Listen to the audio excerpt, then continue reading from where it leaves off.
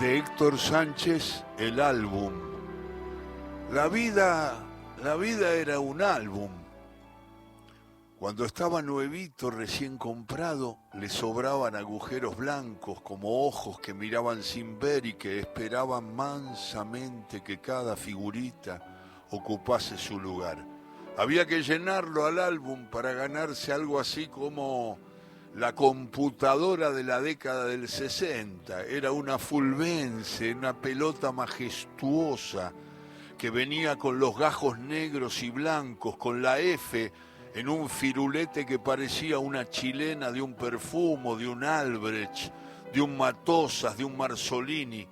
La vida era hermosa camino al kiosco y crujía en las manos de uno igual que ese sobre azulado que guardaba 5 figuritas en su interior. Al principio era deprimente, pero uno no sabía entonces ni siquiera pronunciar esa palabra. Y menos aún sabíamos deprimirnos. Pero debía ser algo así. Los primeros paquetitos raquíticos alcanzaban apenas para pegar 10 o 15 figuritas, una de Rabito que jugaba en Chacarita, otra de Escopa de Newell's, la de Néstor Subiat en Platense, que te venía repetida siempre, la de Poi, que salió durante 1000 años con las rayitas azules y amarillas de la camiseta de Rosario Central, porque siempre jugó allí. Esas te venían siempre. No había problemas para conseguirlas, igual que las de Salomone y Ochoa de Atlanta, las de Pichino Carone y el Gato Marín de Vélez, las del Chivo Pavoni de Santoro de Independiente. Por eso enseguida las tenías repetidas y pegabas en el álbum muchas menos de las que necesitabas para avanzar hacia la gloria de la Fulvense. Un año se habían puesto difíciles las de Artime, la de Roma. Sí, decían que te la cambiaban por 100 figuritas, pero no venía nadie con esas 2 difíciles como para ofrecerle el pilón a cambio de las salvadoras, las que te podían llevar derechito a la pelota soñada. Al flaco Gustavo le faltaba ese año la de Puntorero, Manija Puntorero, cuando jugaba en Atlanta. Y estuvimos a punto de hacer negocio. Yo despegaba la mía del álbum y se la pasaba, pero no hubo acuerdo sobre cuántos días a la semana iba a tener cada uno la Fulvense. Él suponía que iba a conseguir la de Puntorero enseguida y yo la de Artime. La pelota no la ganó ninguno de los dos. El problema más grande era cuando se te amontonaban las repetidas, pilones de Figus con la cara de Abayay que jugaba en Newell's, de Navarro que atajaba en Huracán, del Bambino Veira y de Telch de San Lorenzo. Recontrapodrido de ver a Telch estaba, cuando se juntaban 2 bolsillos del guardapolvo llenos.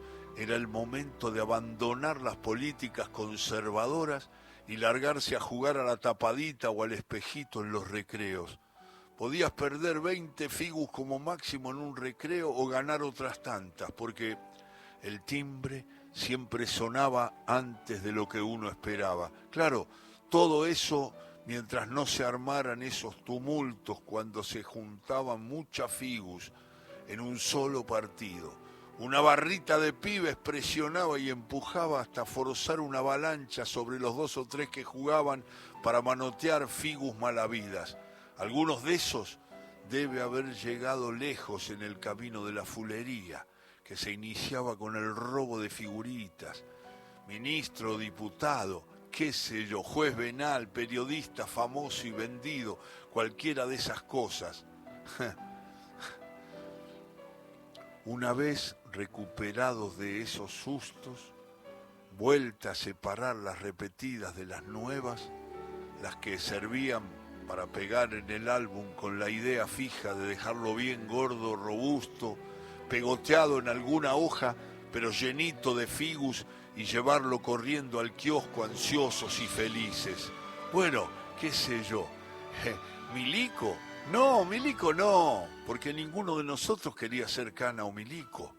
Pero resulta que pasaban un par de meses y las figuritas se iban poniendo viejas, ajadas y sucias de tanto manosearlas, hasta parecer redondelitos de cartón gris cortados en una tarde de lluvia, míseros papelitos por los que nunca te podían dar una pelota de las de verdad. Y para cuando estaban terminando las clases, las figuritas ya habían sido olvidadas, cambiadas por ese silbato con una palanquita, un tubito de plástico con un tope movible que venía de regalo con un chupetín, o el yo-yo que decía, ¿se acuerdan? Fanta, con letras blancas sobre fondo celeste.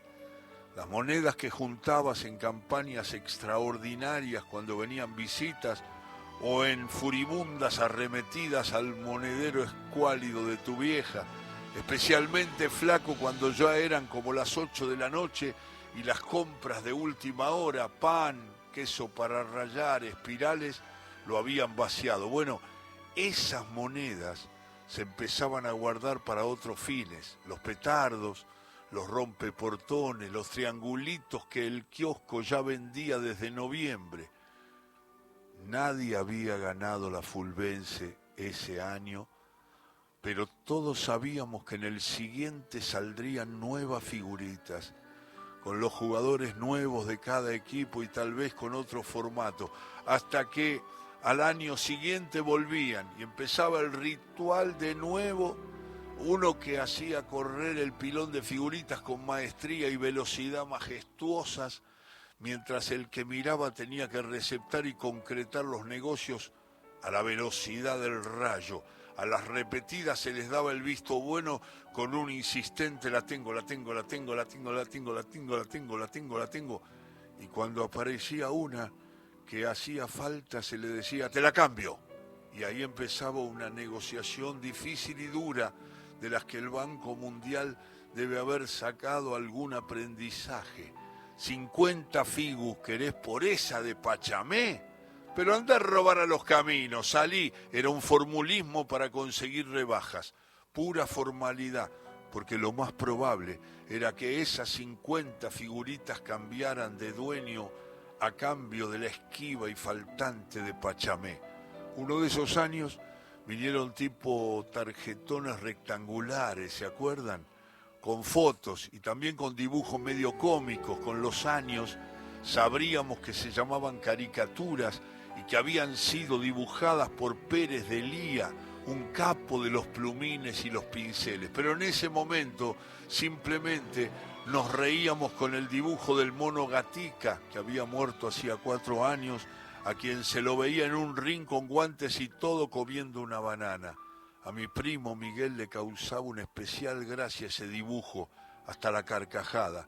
En una de esas tandas venían también artistas. Me acuerdo de Pichuco, a quien en mi casa se lo llamaba familiarmente el gordo Troilo.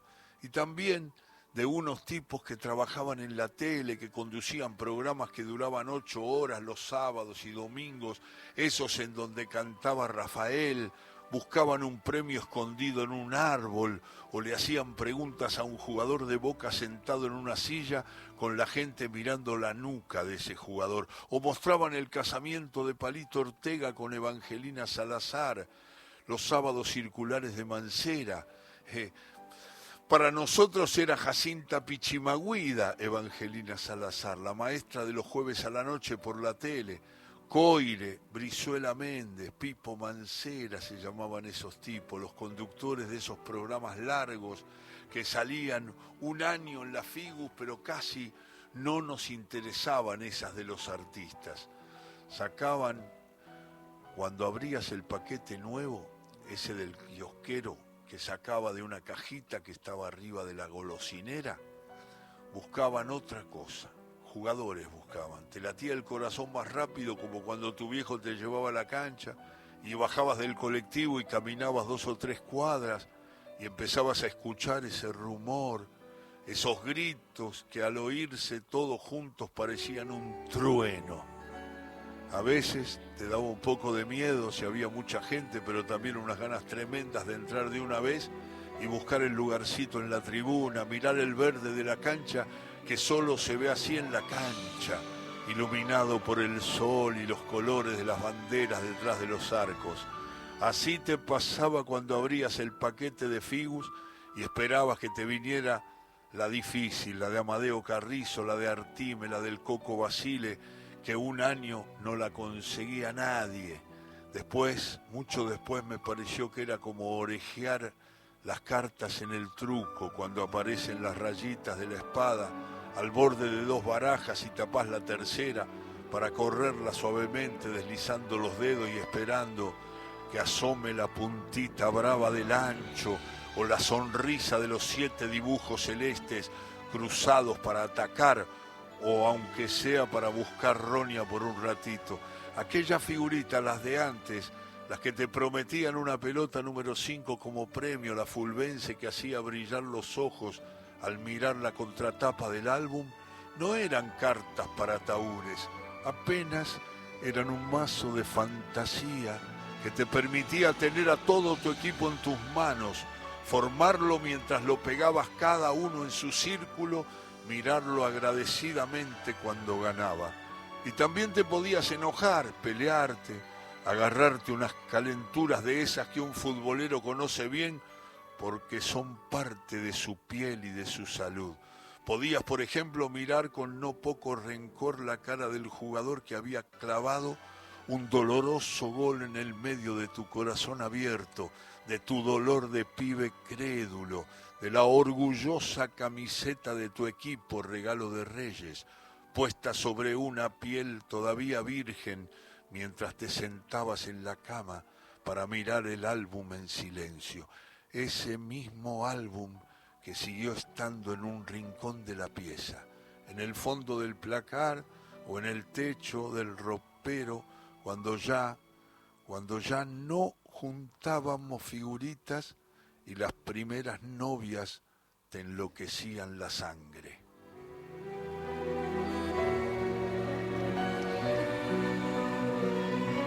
Qué lindo texto del negro Héctor Sánchez, le mando un abrazo. He leído del libro Figuritas, el álbum de Héctor Sánchez. ¡Qué maravilla! ¡Cuántos recuerdos!, ¿no?